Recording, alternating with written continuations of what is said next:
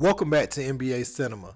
So today we got to talk about Joel Embiid and what's going on with him, not playing in Denver since 2018, 2019. And it's always the same excuse, knee soreness, but he can magically play in Philly, in his home gym, and really performs well against Nikola Jokic, but won't come on his turf and play. And it's becoming problematic at this point. You're not magically hurt the Denver game every year in the one matchup that everybody wants to see. So I'm not a fan of this, but more importantly, you have to look at it, right?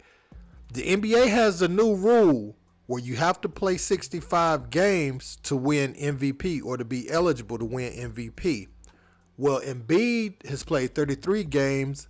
I want to say this is the 44th game right now that's currently on TV right now, Philly versus Denver of the season. So honestly, he's only going to be 7 games away from being disqualified from winning the MVP, despite having that historic night on Wemby and all that. And if he's missed 10 games before All-Star break, do we believe Joel Embiid is only going to miss 7 games for the rest of the season? I don't see it like that. But the Denver Nuggets fans, they not feeling this because they feel like they're robbed. They've paid money to see this matchup year in and year out, and he's never there. So we're going to take a listen to what they said. We're going to take a listen to what Perk said just a few days ago about Embiid ducking the smoke. Let's peep it.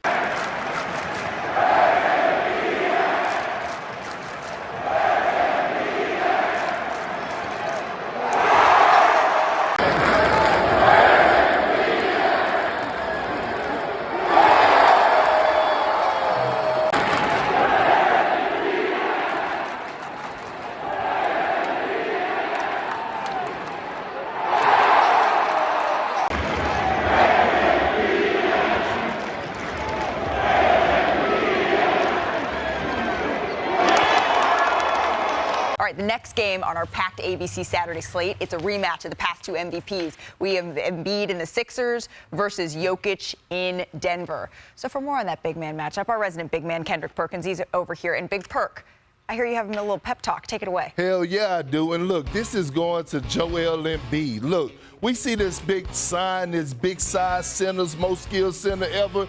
This man right here, he shows up when he's not in Denver. He goes to Philly and match up with Joel Embiid. Joel Embiid, my brother, business been standing on you lately for the last, 4 or 5 years. You haven't played in Denver since 2019. You have to show up and give that man his lick back. Your big ass better suit up tomorrow. Ooh. You better suit up and you better stand on business and give Jokic his lick back, damn it. Long. So when I say this, I will never, ever question a player's injury. But you have to start to notice a pattern of behavior here. This is a shame, man, because I've been a fan of the way Joel Embiid has played the game this year, man. He's been absolutely phenomenal. One matchup you absolutely can't miss right now is the Jokic matchup.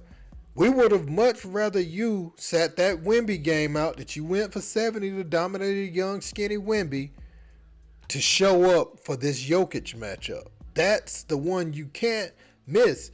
And honestly, he's a level above you right now. You're a better defender. You dominant. You've been very dominant on the interior all season long, in the best shape of your career. But Jokic has delivered.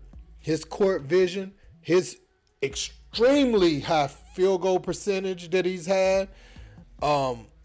It's almost like you look at the Nuggets, they missing some pieces like Bruce Brown and those guys, but they just ready for the playoffs. Because when you win a title, it is really hard for that core group to come back in the regular season and get excited for anything regular season. But looking at Jokic out here running up and down with his guys, it tells me something. He came ready to play you in Philly. Okay, you got the better of him last couple years in Philly y'all played.